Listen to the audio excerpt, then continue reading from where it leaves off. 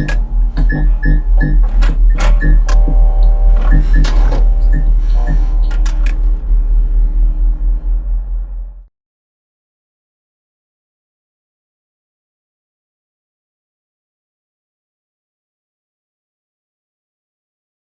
وسهلا بكم مشاهدينا الكرام لحلقة جديدة من حلقات برنامج وجهة نظر.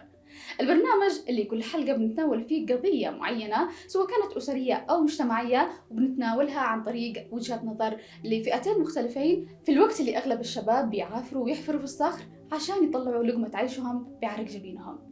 الشباب كما نعرف هم أساس المجتمعات، وهم أساس قوي لبناء أي مجتمع ونهضته وتنميته في أي مجال من مجالات الحياة العامة. بنلاقي كمان شباب عاطل، مش عاطل لأنه ما بيلاقيش عمل، فعاطل عشان هو ما يشتيش يشتغل. بالتالي هنا لنا وجهة نظر مختلفة وأكيد حنختلف فيها. طيب إذا تكلمنا عن الفئة هذه من المجتمع اللي هم الشباب العاطلين، مش عاطلين لأنهم ما بيش معهم عمل، لا بتنعرض لهم أعمال، ولكن عاطلين عشان ما يشتغلوا أو بيشوفوا نفسهم العمل الذي يتقدم لهم مش قد المقام ولا قد البرستيج، وجالسين في البيوت. ما رأيك؟ الوضع طبيعي ما دام انا مرتاح للامانه. يعني احنا معنا عماره وبناخذ ايجارات، اخرج اشتغل ليش؟ انا ايجارات جدي ولا ابي شقاء وفعل عماره، والمفروض نحن ناكل منها ايجارات طول عمرنا، ليش عاد اخرج اشتغل؟ طيب يعني إذا إحنا نصنفك ضمن الأشخاص اللي هم اتكاليين على غيرهم وعندهم إنه أهاليهم ربوهم على الدلع، ربوهم على عدم الإحساس بالمسؤولية، الفعالية في المجتمع، نصنفهم من هذا الاتكالين، يعني مش قادرين يفعلوا أي حاجة ومنتظرين لفلوس الأب والأم. مش اتكاليين، يعني هذه الفلوس في الاخر هي راجعه لنا، والاملاك هذه كلها راجعه لنا. ثانيا هم خلفوني، المفروض انهم يتحملوا المسؤوليه الكامله لهذا الشيء. ايش ممكن تكون المسؤولية اكثر من انك متواجد في حياتهم وعالة عليهم؟ مش عالة، لأنه هذا اختيارهم في الأخير. يعني أنا لما الآن أصير أتزوج وأدي جهال، أنا ألتزم إن أنا أكلهم وأشربهم، لكن إن أنا أجي أدي جاهل وأرجع أقول له خذ يشقى عليا، ولا أعتقد إن الموضوع غير مناسب، والمفترض إنه أساساً ما تخلف إلا عندك كفاءة ولا بطل.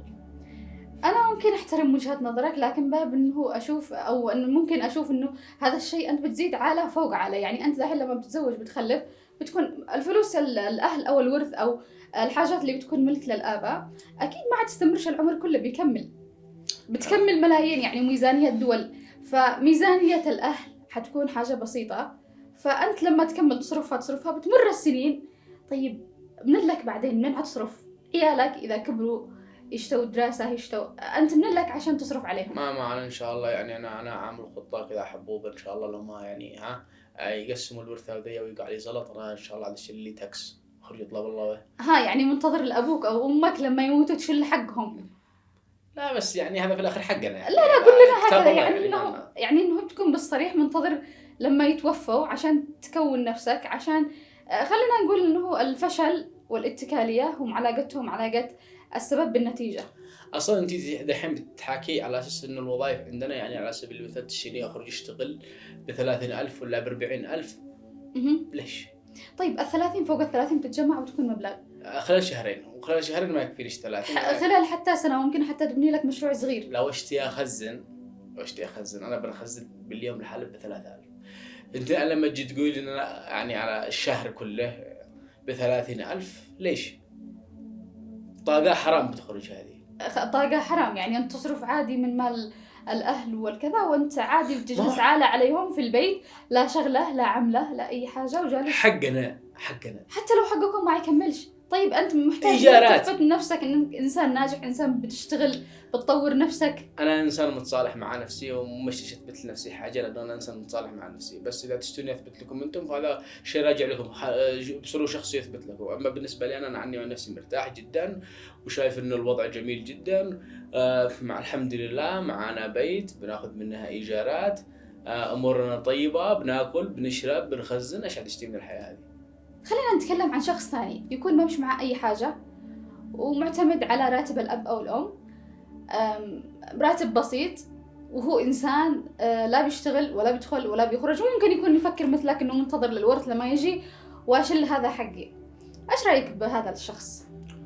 هذا الشخص انا ما لي دخل منه، يعني يدبر نفسه، انا بنفسر نفسي زي ما تقولي، انا مرتاح الحمد لله.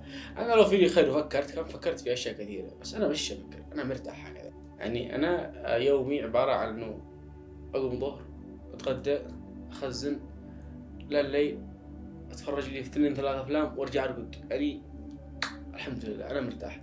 بس مثل ما تكلمنا في البداية أن الشباب هم أساس المجتمع وأساس تقويمه وأساس نهضته. فلما تقول لي دحين أنه أنت وارث وأنه هذا كل شيء حيكون حق أبي وأن أنا أصرف من المخزون وما إلى ذلك، طيب كيف حنقضي على البطالة؟ كيف ينهض المجتمع؟ كيف الأشخاص أو الشباب الذي ما مش معاهم كيف حيلاقوا مصدر دخل لهم إذا ما قمتوش أنتوا الأشخاص الذي معاكم فلوس مثلا بعمل مشاريع سواء لكم تكون فائدتها لكم ولغيركم. كمان أطفالك الصغار، لما تقول أنا دحين شورت من حق أبي وأصرف من حق أبي ومعايا فلوس وكذا، أطفالك حيقوموا الصغار ما فيش عندهم لا حس مسؤولية ولا حس إنهم يشتوا يفعلوا عمل ولا يشتغلوا ولا أي حاجة ويقوموا نفس ما أنت. بس هذه وجهة نظرك، وإحنا أكيد لنا وجهة نظر، ومشاهدينا الكرام أكيد لكم وجهة نظر. فلاقتراحاتكم ومتابعتكم كمان تعليقكم على الموضوع هذا راسلونا على مواقعنا في التواصل الاجتماعي يمن انفورميشن سنتر.